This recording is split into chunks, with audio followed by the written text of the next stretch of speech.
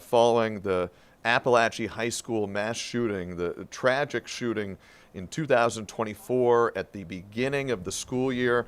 It took the lives of 4 people, multiple others were injured, and now the father of the suspected shooter is on trial, and jury selection has been underway for the last few days. Our Grace King has been following it all.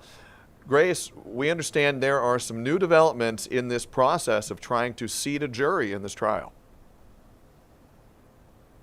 Well, Zach, at this point, we have a jury. The judge picked 15 different jurors today, 12 jurors, 3 alternates, but of course, they won't know who those alternates are until the trial is over.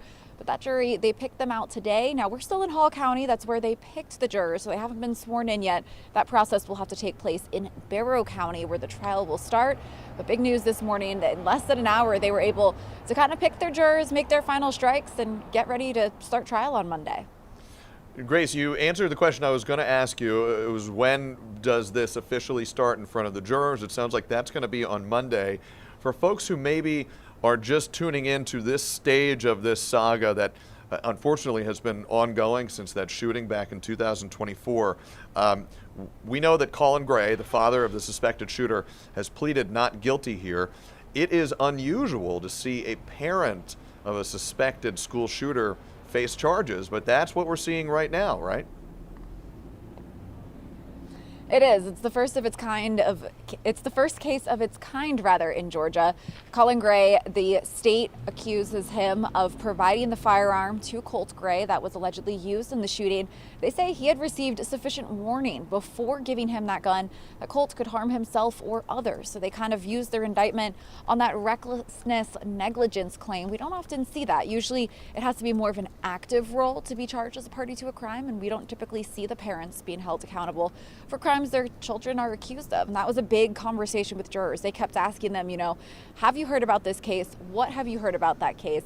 And how does this influence your opinion on this case? Is this something that you could put aside? Is this something where your mind's made up? Because they want to make sure they have jurors who can put their feelings aside. And some of them were saying, as a parent, I would never allow my kid access to a gun. We have, 10 guns in the house. We keep them locked up, but I would never allow my kid access to that. And I can't believe a parent would do that. They obviously pushed those jurors aside, didn't want those jurors. And you had other jurors who said, I take my kids shooting. That's normal. They also were trying to find some people with some middle ground, not fixed opinions one way or another. But the whole parental responsibility, it's, again, the first case of its kind here in Georgia, and it's going to be at the heart of this case. Grace, one last question for you before we let you go here. I understand that we are not able to get a camera inside of the courtroom as jury selection is underway, but you have been inside the courtroom. You've been describing it for us for the last few days.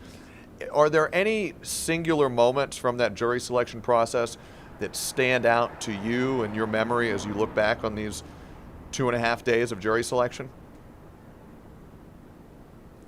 We did, on Monday, there was one juror who, as soon as they started reading out the indictment, she just broke down crying. This is a tough case.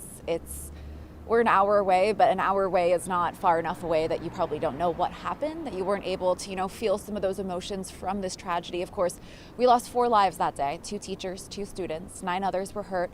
And a lot of these kids and families are just traumatized from it. And this one juror, she broke down. They asked her about that, and an individual crying. And she said, I'm just a mom. I can't imagine my kid doing something like this. I can't imagine my kid being one of those lives lost. And it's just so emotional and so tough for a lot of these people to be here. So that's really just kind of stuck with me. And I mean, anytime we go out to Barrow County or Appalachia High School and talk to these families, their lives are forever changed. There's a lot at stake here in this trial. Some of them are really hoping they'll be able to get accountability, and others are wondering what kind of precedent this will set for other parents in the future. Our Grace King, we know you have been following this from the very beginning. We know you're going to continue to stay on top of it. We appreciate it.